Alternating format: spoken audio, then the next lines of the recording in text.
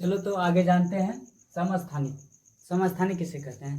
वैसा तत्व जिसकी परमाणु संख्या सेम हो तथा परमाणु द्रव्यमान अलग हो उसको हम कहते हैं समस्थानिक। जैसे देखो क्लोरीन, क्लोरीन का परमाणु संख्या 17 है। क्लोरीन का परमाणु संख्या 17 है और इसका द्रव्यमान एक ठो होता है 35 और दूसरा का होता है, दूसरा क्लोरीन का भी परमाणु संख्या सेम है लेकिन इसका द्रव्यमान होता है 37। ऐसा क्यों होता है? ऐसा इसलिए होता है कि इसमें क्लोरीन का प्रोटॉन की संख्या है 17। क्लोरीन का प्रोटॉन की संख्या कितना है? 17। और न्यूट्रॉन की संख्या कितना हो गया? 35 में से 17 घटा दो, न्यूट्रॉन की संख्या 18। क्लोरीन की इसमें आ गया प्रोटॉन की संख्या 17 एवं न्यूट्रॉन की संख्या 18। अब इसमें देखते हैं, इसमें प्रोटॉन की संख्या 17 क्योंकि जो नीचे रहता है वो परमाणु संख्या को ही प्रोटॉन की संख्या बोलते हैं। तो प्रोटॉन हो गया 17 और न्यूट्रॉन के लिए क्या करते हैं? परमाणु द्रव्यमान में से घटाते हैं प्रोटॉन की संख्या, तो आता है इसमें 20। इसमें देखो कितना न्यूट्रॉन है? 18। इसमें है 20 न्यूट्रॉन। इस कारण इसका क्या होता है? इसका वेट अलग होता है, लेकिन अलग वेट होने के कारण इसको हम अलग जगह नहीं लिख सकते हैं। अगर इस तरह लिखते हैं तो पूरा मेरा पीरियोडिक टेबल गलत हो जाएगा, इसलिए इसको एक ही स्थान पर रखते हैं, इसलिए इसको हम क्या बोलते हैं? समस्थानिक। तो इस प्रकार हम क्लोरीन को 2 समस्थानिक बोलते हैं। जैसे इसका हो गया 17-35 और एगो 17-37। और अगला जानते हैं दूसरा जो अलग अलग प्रकार का है तत्व और वो क्या एक ही स्थान पर होता है। तो अगला है हाइड्रोजन। कौन सा? हाइड्रोजन। हाइड्रोजन देखो क्या होता है? हाइड्रोजन एक तो होता है, इसका होता है 3 समस्थानिक। 3 एक तो होता है हाइड्रोजन का 1 परमाणु संख्या और द्रव्यमान संख्या भी 1, और दूसरा का होता है परमाणु संख्या 1 लेकिन द्रव्यमान संख्या 2, और तीसरा होता है परमाणु संख्या 1 लेकिन द्रव्यमान संख्या 3। हाइड्रोजन को जानते हैं, देखो एक तो होता है हाइड्रोजन परमाणु संख्या 1 एवं परमाणु भार होता है 1, और दूसरा होता है परमाणु संख्या 1 और परमाणु भार 2, तो तीसरा होता है परमाणु संख्या 1 लेकिन परमाणु भार 3। तो देखो इसमें क्या होता है? इसमें प्रोटॉन की संख्या 1 होता है लेकिन न्यूट्रॉन की संख्या नहीं होता है। क्या होता है? सिर्फ इसमें होता है प्रोटॉन की संख्या। हाइड्रोजन में इसमें प्रोटॉन की संख्या 1 लेकिन न्यूट्रॉन की संख्या नहीं। और अगला देखो इसमें 1 प्रोटॉन है और 1 न्यूट्रॉन है, 1 प्रोटॉन और 1 न्यूट्रॉन है। इसमें देखो 1 प्रोटॉन और 2 न्यूट्रॉन, टोटल 3 हुआ क्योंकि प्रोटॉन और न्यूट्रॉन को मिला के क्या बनता है? परमाणु भार, परमाणु द्रव्यमान। इसका 1-1-2 हो गया द्रव्यमान, इसका 0 और 1 द्रव्यमान हो गया। इस तरह हाइड्रोजन का 3 होता है समस्थानिक। याद रखना, ये बहुत बार एग्जाम में आ चुका है। आगे जानते हैं समस्थानिक का गुण। इसको हम क्यों पढ़ते हैं, क्यों जान रहे हैं समस्थानिक का, इसका क्या लाभ है? तो देखो इसके लिए क्या करते हैं? समस्थानिक का गुण जानते हैं क्या? समस्थानिक का गुण देखो क्या होता है?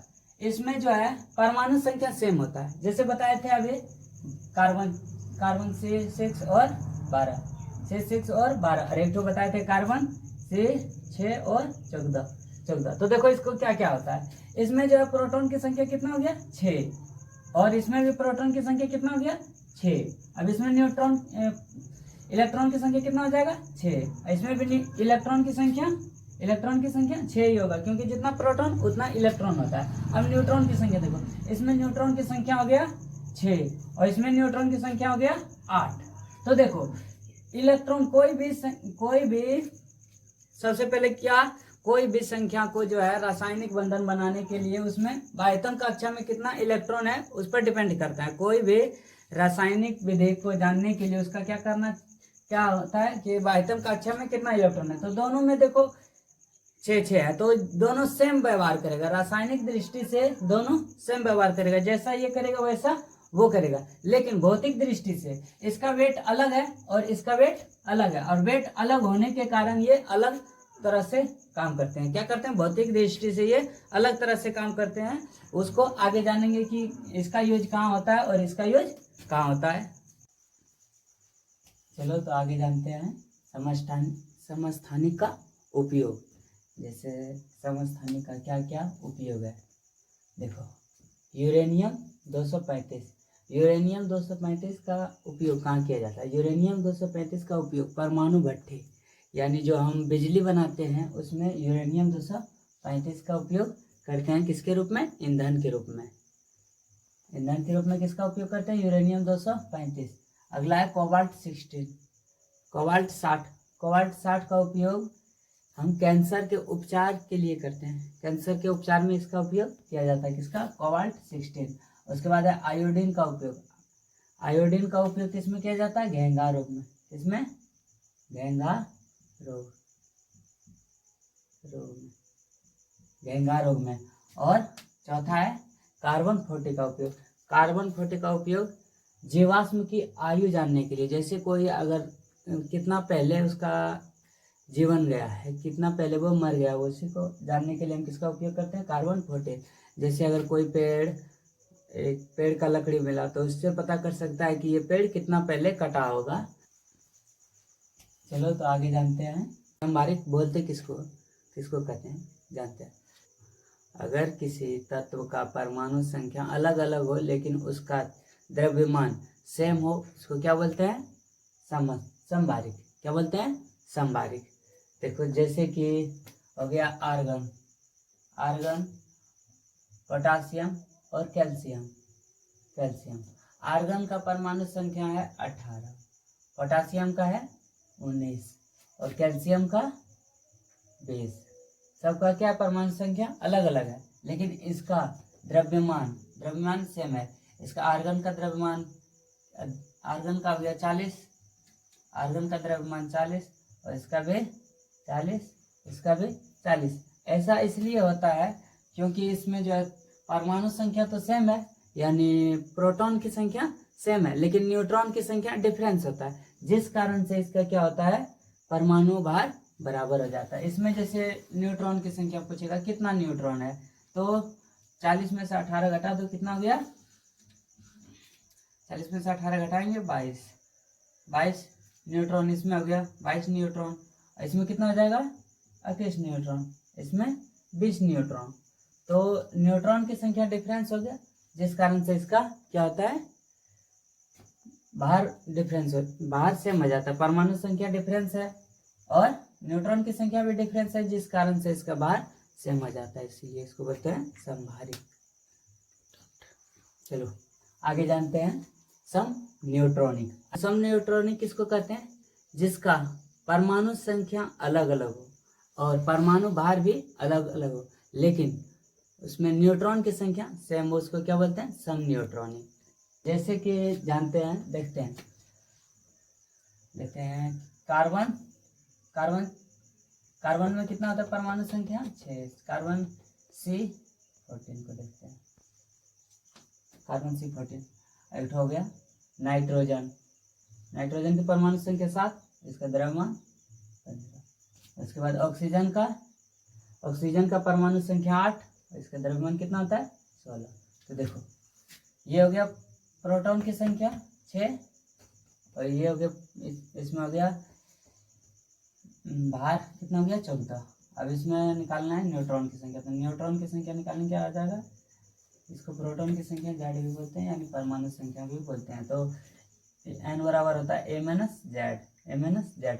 A में से 14 में से 6 घटाएंगे, कितना होता है 14 माइनस 6, 8 आया। इसमें न्यूट्रॉन की संख्या 8, इसमें घटाते हैं कितना हो गया परमाणु संख्या, यानी परमाणु संख्या 7 और बाहर इसका हो गया 15। अब निकालेंगे न्यूट्रॉन, तो A minus Z equal to, यानी 15 माइनस 7 कितना हो गया 8, ये भी हो गया 8। इसमें घटाते हैं, इसमें हो गया Z बराबर 8 और A बराबर 16। अब देखो n बराबर हो जाएगा Z minus A minus Z, यानी 16 माइनस 8 इक्वल टू 8। सब में न्यूट्रॉन की संख्या क्या है, सेम। परमाणु संख्या देखो अलग अलग है, परमाणु नाम भी अलग अलग है, एक ठो कार्बन है, एक ठो नाइट्रोजन, एक ठो ऑक्सीजन, जिसका परमाणु संख्या कार्बन का है 6 और नाइट्रोजन का 7 और ऑक्सीजन का है 8। लेकिन कार्बन का द्रव्यमान कितना है 14 और नाइट्रोजन का द्रव्यमान 15, ऑक्सीजन का द्रव्यमान 16, यानी द्रव्यमान भी अलग है और परमाणु संख्या भी अलग है। लेकिन इसमें जब न्यूट्रॉन का संख्या निकालते हैं तो सेम आता है। इस तरह के तत्वों को हम क्या बोलते हैं, सम न्यूट्रॉनिक, आइसोबार।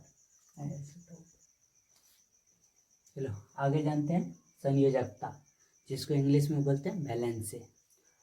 तो देखो संयोजकता किसको बोलते हैं? किसी भी तत्व के बाह्यतम कक्षा में उपस्थित इलेक्ट्रॉन की संख्या को संयोजकता कहते हैं। किसी भी तत्व के बाह्यतम कक्षा में उपस्थित इलेक्ट्रॉन की संख्या को संयोजकता कहते हैं। जैसे देखो कार्बन हो गया, कार्बन का कितना, पहले एक कक्षा में कितना पाया जाता है? 2 इलेक्ट्रॉन। कार्बन का पहले कितना होता है परमाणु संख्या? 6, परमाणु संख्या 6, यानी इलेक्ट्रॉन की संख्या भी 6, टोटल होगा 6 इसमें इलेक्ट्रॉन। अब देखो बाह्यतम कक्षा में इसको कितना होगा? तो पहला में आता है 2, उसके बाद दूसरा में आता है, दूसरा में 8 आता है, लेकिन इसके पास 6 ही है, तो 2 तो आ चुका है, बचा कितना है? 4। 1 2 3 4।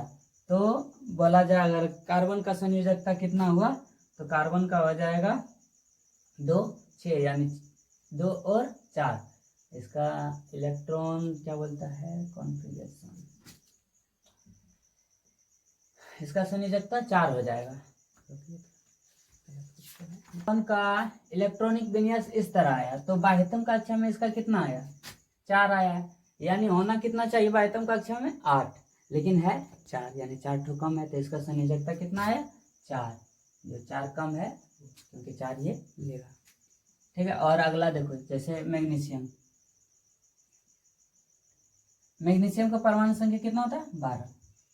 मैग्नीशियम का परमाणु संख्या 12। अब इसका संयोजकता कितना होगा?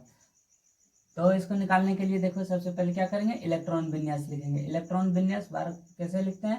पहला में 2, उसके बाद 8, 2 8 कितना हो गया? 10, बचा कितना? 2 2 2 8 10। अब देखो इसका संयोजकता कितना हो गया? 2 हुआ। जो बाह्यतम कक्षा में इलेक्ट्रॉन की संख्या होता है वही संयोजकता हो गया। ये इसका संयोजकता हो गया। संयोजकता मैग्नीशियम का संयोजकता कितना हो गया? 2, यानी ये 2 इलेक्ट्रॉन को दे सकता है, क्योंकि देखो मैग्नीशियम Mg, मैग्नीशियम है, इसमें होगा 2, इसमें होगा फिर 8, और फिर होना चाहिए कितना? 8, लेकिन क्या होगा? 1 2 ही है। तो ये क्या करेगा? देखो अगर किसी के पास कितना चाहिए? 8 पाए, 8 चक्का, लेकिन उसके पास अगर 2 ही चक्का है, तो वो 6 चक्का को जुटाने में उसको बहुत हालत खराब हो जाएगा, जिस कारण वो 2 को दान कर देना ही बेहतर समझेगा, इसलिए वो 2 इलेक्ट्रॉन को किसी को दे देगा। और रियल में इसको याद, बस संयोजकता को याद रखना है कि बाह्यतम कक्षा में कितना इलेक्ट्रॉन है, उसी को क्या कहते हैं? संयोजकता कहते हैं, ठीक है। चलो जानते हैं आयन के बारे में। तो आयन के जानने से पहले जानते हैं कि तत्व क्या होता है। देखो तत्व मुख्यतः विद्युत का उदासीन होता है, ना तो धन चार्ज होता है ना ऋण चार्ज। तत्व क्या होता है? विद्युत का उदासीन होता है। जैसे उस उदासीन क्यों होता है? क्योंकि कोई भी तत्व जितना इलेक्ट्रॉन होता है उतना प्रोटॉन होता है। इलेक्ट्रॉन क्या होता है? निगेटिव चार्ज, और प्रोटॉन पॉजिटिव चार्ज, और दोनों बराबर होने के कारण ना तो उसमें प्लस चार्ज होता है ना तो माइनस चार्ज। लेकिन जब वो अपना इलेक्ट्रॉन को त्याग कर देता है या तो ग्रहण करता है, तो उस पर क्या आ जाता है? या तो प्लस चार्ज आता है या तो माइनस चार्ज, और वही चार्ज आने को क्या कहते हैं? आयन। तो देखो आयन, जैसे सोडियम का परमाणु संख्या कितना है? 11। सोडियम का परमाणु संख्या 11। इसका इलेक्ट्रॉनिक विन्यास क्या हो जाएगा?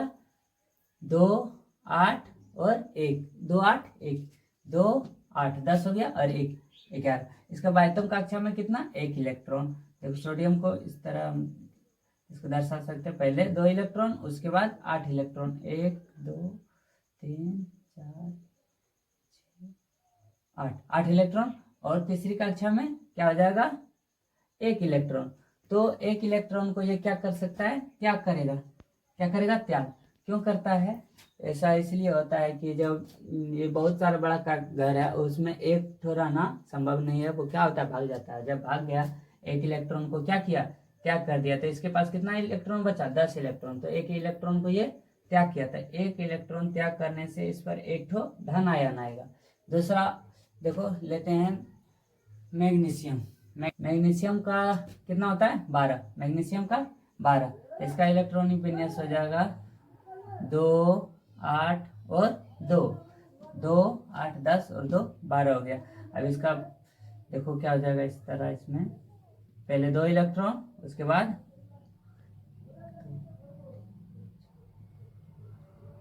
8 इलेक्ट्रॉन। उसके बाद आ जाएगा अगला फिर 2 इलेक्ट्रॉन। अब देखो कोई भी तत्व का बाह्यतम कक्षा में कितना होना चाहिए 8। बता चुके हैं कि कोई भी तत्व का बाह्यतम कक्षा में 8 इलेक्ट्रॉन होना चाहिए। अगर वो 8 इलेक्ट्रॉन नहीं है तो वो अस्थायी है। 8 इलेक्ट्रॉन हो जाएगा तो क्या हो जाएगा, अस्थायी हो जाएगा, यानी वो ना तो इलेक्ट्रॉन को ग्रहण करेगा ना तो त्याग करेगा। लेकिन इसके कक्षा में कितना है 2 इलेक्ट्रॉन। 2 इलेक्ट्रॉन देखना कितना चाहिए 8 इलेक्ट्रॉन। 1 2 3 4 5 6 7 8 8 इलेक्ट्रॉन चाहिए। कितना 8 इलेक्ट्रॉन।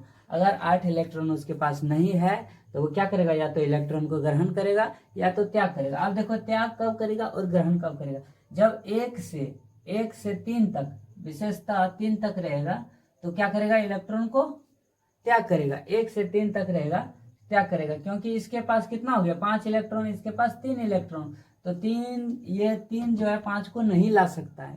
कितना होना चाहिए 8। 8 पुराने के लिए इसको 5 ठो लाना पड़ेगा।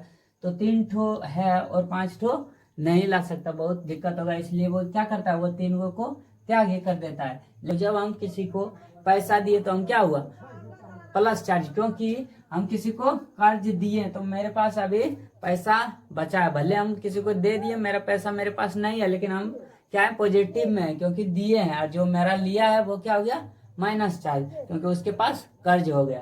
तो अगर किसी के पास 3 इलेक्ट्रॉन तक है तो वो क्या कर सकता है, आसानी से त्याग कर सकता है, इलेक्ट्रॉन को त्याग कर सकता है। और वही किसी के बाह्यतम कक्षा में कितना रहे 6 7 8 इलेक्ट्रॉन रहे, 6 7 8 इलेक्ट्रॉन, यानी उसके पास कितना इलेक्ट्रॉन ऑलरेडी है 6 इलेक्ट्रॉन मान लो है, तो 6 इलेक्ट्रॉन है उसके पास। तो क्या करेगा, वो 6 इलेक्ट्रॉन को त्याग कर देगा या तो 2 इलेक्ट्रॉन को ले लेगा। अगर 6 इलेक्ट्रॉन इसके पास है और 2 इलेक्ट्रॉन नहीं है, क्योंकि उसके चाहिए 8 इलेक्ट्रॉन, तो 6 इलेक्ट्रॉन इसके पास है और 2 इलेक्ट्रॉन नहीं है, तो क्या ये 2 को के लिए 6 को अपना दे देगा, उसको नहीं दे सकता, क्योंकि ये 2 ले लेना इसको आसान लगेगा, तो इसलिए ले लेगा। जब कोई ग्रहण करता है तो उस पर क्या होता है माइनस चार्ज, ऋण चार्ज। ठीक है, तो देखो एग्जाम्पल जानते हैं, जैसे अभी बता चुके थे सोडियम। अगला बताते हैं मैग्नीशियम। अब देखो मैग्नीशियम का 12 हो गया, तो इसका इलेक्ट्रॉनिक विन्यास हो गया 2 8 और 2। तो इसके बाह्यतम कक्षा में कितना आया 2। तो ये क्या करेगा, 2 इलेक्ट्रॉन को क्या करेगा त्याग कर देगा, क्योंकि अगर इसी के पास 2 गो है तो 6 गो चाहिए, 6 इलेक्ट्रॉन चाहिए। 6 इलेक्ट्रॉन को लाना पॉसिबल नहीं है, इसलिए ये 2 इलेक्ट्रॉन को क्या करता है त्याग कर देता है। तो इसलिए Mg क्या हो जाएगा +2, या तो इसको इस तरह भी लिख सकते हैं Mg2+, यानी 2 इलेक्ट्रॉन को ये क्या किया है त्याग किया। अगर कोई 2 इलेक्ट्रॉन को त्याग किया है तो इस तरह हम लिख सकते हैं, या तो इस तरह लिखो या तो इस तरह। तो ये देखो ये हो गया थोड़ा शॉर्ट, क्योंकि अगर 3 इलेक्ट्रॉन को तो लंबा हो जाएगा, लेकिन इस तरह हम आसानी से लिख सकते हैं 2 इलेक्ट्रॉन को ये क्या किया है त्याग किया। क्योंकि देखो किसी का केंद्र किसी भी तत्व में परमाणु में जितना भी होता है इलेक्ट्रॉन उतना प्रोटॉन होता है। तो इसके पास मान लो प्लस चार्ज 5 ठो था और इसके पास कितना था 12 गो। देखो 12 प्रोटॉन था 12 इलेक्ट्रॉन, 1 2 3 4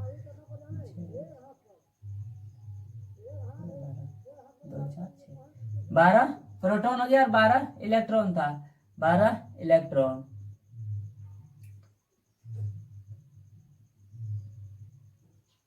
देखो 12 इलेक्ट्रॉन था और 12 प्रोटॉन था, तो दोनों मिला के क्या था उदासीन था, दोनों उदासीन था, क्योंकि ये इसको काट रहा था, ये इसको इस तरह काट के सारा क्या था उदासीन था। लेकिन ये क्या किया अपना इलेक्ट्रॉन को त्याग किया, इलेक्ट्रॉन यानी माइनस चार्ज, तो माइनस चार्ज को त्याग किया। ये अपना 2 इलेक्ट्रॉन को त्याग किया, यानी 2 को हटा दिया। अब क्या देखो इतना तो क्या हो जाएगा उदासीन, लेकिन ये 2 को बच जाएगा प्लस, और यही प्लस क्या आ जाता है ऊपर में आ जाता है, क्योंकि इसमें प्लस चार्ज है, इसलिए हम Mg+2 लिखते हैं ताकि पता चले कि इसमें 2 इलेक्ट्रॉन गया है।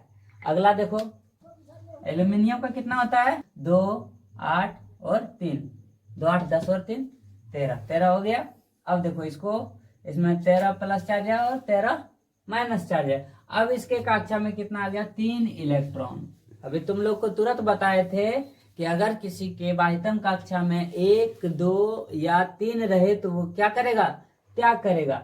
तो ये 3 इलेक्ट्रॉन किसको दे देगा, दूसरे को दे देगा, और ये क्या हो जाएगा, खुद प्लस चार्ज हो जाएगा। कितना प्लस चार्ज, 3 प्लस चार्ज, क्योंकि 3 इलेक्ट्रॉन गया लेकिन इसके पास प्रोटॉन तो रह गया, क्योंकि प्रोटॉन नाभिक में रहता है तो वो ना जाता है ना आता है, तो नाभिक में ही रहता है, इसलिए इसके पास 3 प्रोटॉन ज्यादा हो गया, एक्स्ट्रा हो गया, इसलिए इसको 3 प्लस हो जाएगा। और समझ लिया। और अगर प्लस चार्ज आ रहा है तो इसको बोलते हैं धन आयन। चलो आगे, आयन में जानते हैं ऋण आयन। किसी भी तत्व के बाह्यतम कक्षा में 6, 7, 8, कितना, 6, 7, 8, ठीक है, 6, 7, 8 इलेक्ट्रॉन रहे तो वो क्या करेगा, कोई भी तत्व क्या करेगा, इलेक्ट्रॉन को ग्रहण करेगा, क्योंकि उसके पास अगर 6 इलेक्ट्रॉन है तो वो क्या कर सकता है, 2 के लिए 6 को दान नहीं दे सकता है, वो 2 को लाएगा ही, कहीं से खोज के लाएगा। और अगर किसी के पास 7 इलेक्ट्रॉन है तो वो 1 इलेक्ट्रॉन को लाएगा, क्योंकि उसके पास 7 इलेक्ट्रॉन ऑलरेडी पहले से है। और अगर किसी के पास 8 इलेक्ट्रॉन है तो वो तो अस्थाई हो गया। क्या हो गया, अस्थाई। यानी 5, 6, 7 अगर रहा तो वो क्या करेगा, किसी भी तत्व, क्या अगर कोई भी तत्व के बाह्यतम कक्षा में 5, 6, 7 रहा तो वो क्या करेगा, इलेक्ट्रॉन को ग्रहण करेगा, 8 रहा तो अस्थाई हो जाता है। चलो तो देखो एग्जाम्पल के लिए लेते हैं ऑक्सीजन। ऑक्सीजन का इलेक्ट्रॉनिक विन्यास, इलेक्ट्रॉनिक विन्यास क्या आ जाएगा, 2। इसका पहले सबसे पहले जानो कि ऑक्सीजन का परमाणु संख्या कितना होता है, कितना होता है, 8। ऑक्सीजन का 8, तो इलेक्ट्रॉन की संख्या भी 8, 2 हो चुका है, अभी कितना होगा, 6, कितना हो गया, 6। इसका देखो अब ये रहा ऑक्सीजन, ऑक्सीजन का बाह्यतम कक्षा में कितना हो जाएगा, 2 इलेक्ट्रॉन, उसके बाद हो जाएगा 6 इलेक्ट्रॉन, 1, 2, 3, 4, 5, 6 हो गया। तो क्या करेगा ये, देखो अब 6 इलेक्ट्रॉन है तो 2 इलेक्ट्रॉन को ग्रहण करेगा, 6 इलेक्ट्रॉन को ये त्याग नहीं करेगा, तो 2 इलेक्ट्रॉन को क्या करेगा, ग्रहण करेगा। तो 2, इसके पुराना कितना है, 8, कि कोई भी तत्व कितना अस्थायी होने के लिए कितना पुराना है, 8 है, इसके पास 6 है तो 2 ठो और लाएगा तो क्या होगा, देखो अब 8 था, किसी के पास कितना था, 8, तो इस तरह हम 8 को प्रोटॉन देते हैं, 8 प्रोटॉन हो गया, और 8 इलेक्ट्रॉन, क्योंकि कोई भी तत्व क्या होता है, उदासीन होता है, मुख्यतः उदासीन होता है। अगर वो किसी के इलेक्ट्रॉन नहीं लिया है या तो नहीं दिया है तो क्या होता है, उदासीन, जितना प्रोटॉन उतना इलेक्ट्रॉन। तो देखो 8 + 8 माइनस था, लेकिन ये क्या किया कि इसको होने के लिए 8 इलेक्ट्रॉन चाहिए था और इसके पास था 6 इलेक्ट्रॉन, तो 2 इलेक्ट्रॉन क्या करेगा, लाएगा। 2 इलेक्ट्रॉन जो लाया, इसके पास तो पॉजिटिव चार्ज नहीं लाया तो निगेटिव 2 ठो ले आया, तो इसके पास क्या आ जाएगा, ऑक्सीजन पर 2 निगेटिव, तो इसको इस तरह भी लिख सकते हैं, ऑक्सीजन 2 निगेटिव। ठीक है, अगला एग्जांपल लेते हैं। क्लोरीन की बाह्यतम कक्षा में कितना होता है, 17 इलेक्ट्रॉन, कितना होता है, 17 बाह्यतम कक्षा में। क्लोरीन का टोटल परमाणु संख्या 17, उसमें टोटल इलेक्ट्रॉन होता है 17। अब देखो इसके बाह्यतम कक्षा में कितना होता है, उसको निकालो, तो निकालते हैं, पहले होता है 2, उसके बाद 8, 2 8 कितना हो गया, 10, अब बचा कितना, 7, इसके बाह्यतम कक्षा में कितना आ गया, 7। और तुम लोग को बार बार बता चुके हैं कि अगर किसी के बाह्यतम कक्षा में 5, 6, 7 रहे तो वो इलेक्ट्रॉन को ग्रहण करेगा, क्योंकि इसके पास 5 है तो लाना 3 ही है, अगर इसके पास 6 है तो लाना 2 ही है, अगर इसके पास 7 है तो लाना 1 ही है, अगर इसके पास 8 है तो लाना ही नहीं है, क्योंकि 8 क्या होता है, उदासीन होता है। तो ये क्या करेगा, 7 है तो 1 ठो इसको चाहिए, एक क्या 1 के लिए 7 को दे सकता है, किसी को नहीं, वो 1 को लाएगा, तो 1 को लाएगा तो 1 ठो माइनस चार्ज हो जाएगा।